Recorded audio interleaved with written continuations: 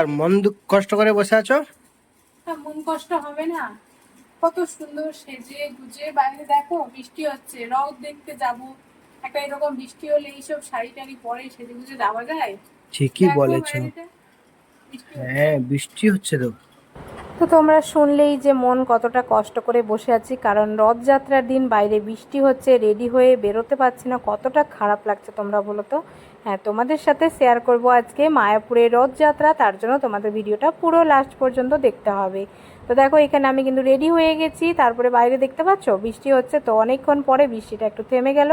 তারপরে দেখো আমরা সুন্দর করে বেরিয়ে পড়েছি, আর রাস্তাটা দেখতে পাচ্ছ একদম জল কাদা ভর্তি। তার মধ্যেও কিন্তু আমি বেরিয়ে পড়েছি রথ দেখতে।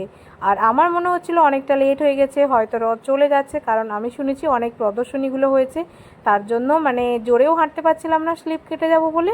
তো দেখো ফাইনালি কিন্তু আমরা রোডে চলে এসেছি, আর দেখতে পাচ্ছ এখানে কিন্তু অলরেডি রথ চলে এসেছে। তো এটা ফার্স্টে রথ ছিল যেখানে কৃষ্ণ বলরাম ছিল, আর এগুলো প্রদর্শনী। তো অনেক প্রদর্শনী নিয়ে আসা হয়েছে। তো প্রত্যেক রথের মাঝখানে মাঝখানে সবাইকে রাখা হয়েছিল, আর দেখতে পাচ্ছ এরা কিন্তু বুঝতে পারছে যে এখানে মানে ভিডিও করা হচ্ছে, তার জন্য সুন্দর করে করছিল। কিন্তু আমি যখন এসেছি তখন আমাকে কিন্তু একবারও ওরা টাটা করছিল না। আর সত্যি কথা বলবো, মানে বৃষ্টির জন্য রথটা মানে কি বলবো একটু প্রবলেম হয়েছিল। তাও ঠিক আছে, বাট উল্টো রথের দিন বৃষ্টি হলেও আমার মনে হয় ভালো হয়। রথের দিন তো অ্যাকচুয়ালি রথের দিন এরপরে মন্দিরে যাওয়া হয়তো সবাই ভিজে গেলে একটু সমস্যা হয়। তো ওই একটা প্রদর্শনী গেল, তারপরে দেখো এই প্রদর্শনী, এখানে মাতা সীতা, রাম লক্ষ্মণ হনুমানজি, এইটা একটা রথ ছিল। তো তার সামনে কীর্তন হচ্ছিল। আর দেখতে পাচ্ছ কত ভিড়, আর সবাই কিন্তু ভিজে গেছিলো আমাদের ছাড়া, কারণ আমরা একটু পরে বেরিয়েছিলাম, আর ছাতা নিয়ে বেরিয়েছিলাম, আমরা ভিজিনি। তো দেখো ফাইনালি কিন্তু কথা বলতে বলতে আমাদের বলদেবের রথ চলে এসেছে।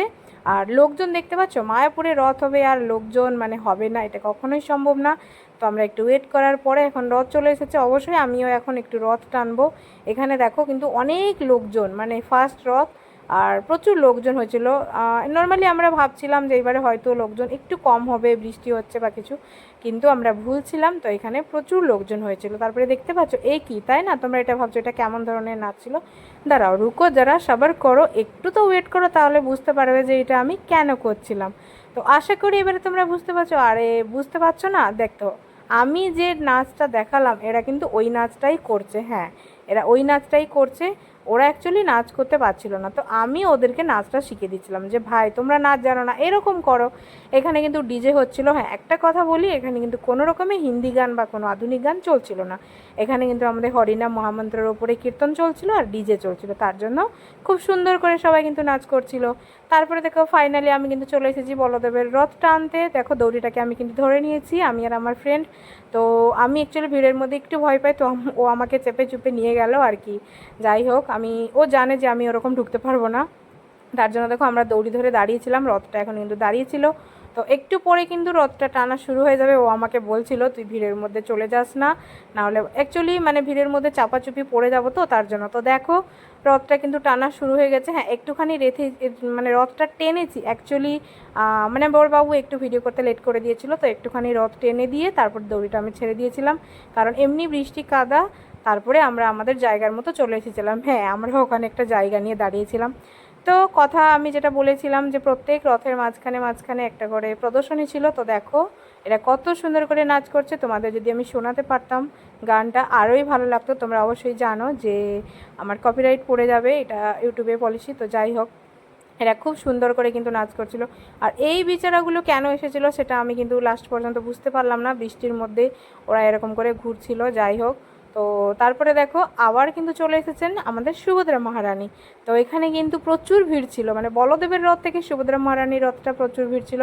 তো মোটামুটি এখানেই আমি একটু কষ্ট করে ঢুকে হ্যাঁ রথটা টেনে নিয়েছি। তো তোমরা সুন্দর করে পাশ থেকে দর্শন করে নাও সুভদ্রা মহারানী। তোমরা বলদেবকে দর্শন করলে তারপরে সুভদ্রা মহারানীকে দর্শন করো, ও নিশ্চয়ই মনের প্রার্থনাগুলো জানাবে, অবশ্যই পূরণ হবে। আর পূরণ হলে নেক্সট ইয়ারে তোমাদের মায়াপুর আসতে হবে। তো আমার কথা হিসাবে আবার কিন্তু চলে এসেছে আরেকটা প্রদর্শনী। এইটাতে দেখো রাধাকৃষ্ণ বসে রয়েছেন। এরা সুন্দর করে সেজে গুজে বসে রয়েছিল। আর এই যে দেখতে পাচ্ছ, এরা পুরো ভয়ঙ্কর সেজে এসেছিল। এরা বৃষ্টির জন্য এখানে কিছু করতে পারছিল না, বাট ইস্কনের ভিতরে যখন ঢুকে যায় কী সব আগুন টাগুন ধরিয়ে, বাবা আমার তো ভয় লাগছিল, যদিও ওটা আমি ভিডিও করতে ভুলে গেছি। আর এরা দেখতে পাচ্ছ, ওরা অপসরার মতন হেঁটে হেঁটে যাচ্ছিলো। একটা কথা না, বৃষ্টির জন্য এরা একটু ভিজে গেছিলো। তো যাই হোক, দেখো এখানে কিন্তু আমাদের মায়াপুরের মাতাজিরা কিন্তু একদমই কম না, ওরা খুব সুন্দর করে নাচ করছিল। এখানে সুন্দর কীর্তন হচ্ছিল, কীর্তনের মধ্যে এত সুন্দর নাচ করছিল, বাট আমি এবারে রথের মধ্যে করতে পারিনি। তো প্রভুরা বললো আমরাও কম নাকি, আমরাও নৃত্য করতে পারি না? না, আগাগোড়া সবাই নৃত্য করে। দেখতে পাচ্ছ কত সুন্দর, মানে আনন্দই আনন্দ। দেখো মানে সব জায়গায় যা সবাই নৃত্য করছে, মজা করছে। মানে আমি তোমাদেরকে একটা রিকোয়েস্ট করব, তোমরা একবার যদি মায়াপুরে রথে বা উল্টো রথে আসো, আশা করি তোমরা নেক্সট ইয়ার থেকে তোমাদেরকে আর বলতে হবে না, তোমরা আসবে। জাস্ট দেখো মানে কতটা মজা আর আনন্দ সবাই করছে, মানে ভাবো কতটা। মানে আমি তো বলি, আমাকে যদি কেউ কোনো দিন বলে যে তুমি মায়াপুর রথ ছেড়ে কোথাও যাও, আমি আশা করি যাব না। তো দেখো অনেক কথা বলার পরে কিন্তু মানে এখন আমাদের ফাইনালি জগন্নাথদেব চলে এসেছেন। সব জায়গায় ওনার লেট, আসলে কেউ কিছু বলে না তো ওই জন্য ওনার একটু মানে কি বলবো, অভ্যাস হয়ে গেছে লেট করে আসা আর কি। যাই হোক, আমি বলেছি এরকম আগের বছর লেট করে আসলে হবে না, কিন্তু সত্যি উনি সব জায়গাতে অনেক লেট করে আসে। তো দেখো কত সুন্দর লাগছে না আমাদের জগন্নাথ দেবকে। তো তোমরাও দর্শন করো, মনের প্রার্থনাগুলো পূরণ করো। তো আর কি, ভিডিওটা কি ভালো লেগেছে? এখন অবশ্যই আমাদের মন্দিরে আমরা চলে এসেছি, আর রঙ্গোলিগুলো দেখতে পাচ্ছ কত সুন্দর করে করেছে। তো অবশ্যই তোমাদের সামনে নেক্সট পার্ট আসবে, এটা কেমন লাগছে অবশ্যই জানো। ততক্ষণ সবাই ভালো থেকো।